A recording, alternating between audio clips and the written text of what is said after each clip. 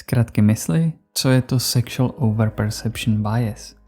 Sexual Overperception Bias, neboli sexuální překrývání, je tendence lidí, zejména mužů, přeceňovat zájem druhé osoby o sexuální styk. Tato zkratka mysli způsobuje, že často interpretujeme běžné přátelské nebo laskavé chování jako signál sexuálního zájmu. Tento jev je zakořeněný v evoluční psychologii, kdy byli muži motivováni maximálně využít jakoukoliv šanci k reprodukci. Výsledkem je, že muži mají vyšší pravděpodobnost vnímat nezávaznou interakci jako potenciální možnost k intimnímu vztahu. Zkratky mysli, Sexual Overperception Bias, příklad. Představme si, že Tomáš pracuje v kanceláři s kolegyní Lindou.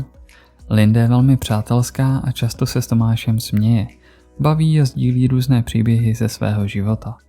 Tomáš si její chování interpretuje jako signál, že má o něj Linda romantický zájem.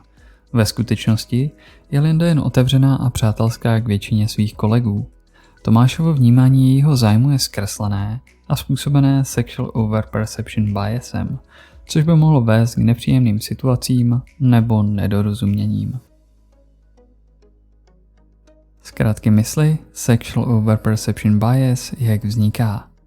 Tento jev je výsledkem evoluční adaptace, která se vyvinula jako způsob, jak maximalizovat reprodukční úspěch. Z evoluční perspektivy bylo pro muže výhodnější riskovat chybu a považovat nezávazné signály za potenciálně sexuální, tímto způsobem nezmeškali příležitost k reprodukci.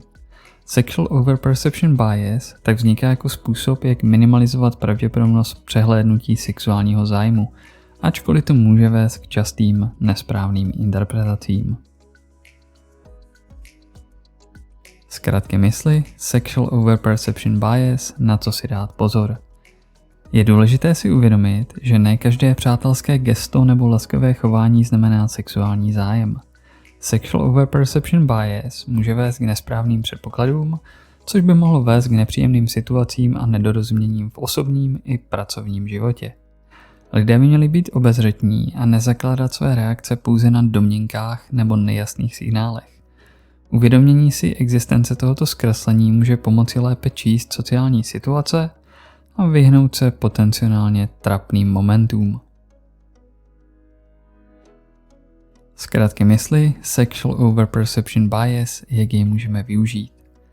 Pochopení Sexual Overperception Biasu může být užitečné v různých sociálních situacích, zejména v kontextu mezilidských vztahů a komunikace. Uvědomění si této zkratky mysli nám může pomoci být vnímavější k chování druhých a předcházet nesprávným interpretacím.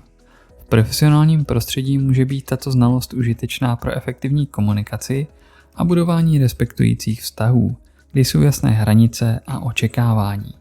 Správná interpretace signálů je klíčem k vybudování zdravých a respektujících vztahů, ať už v práci nebo v osobním životě.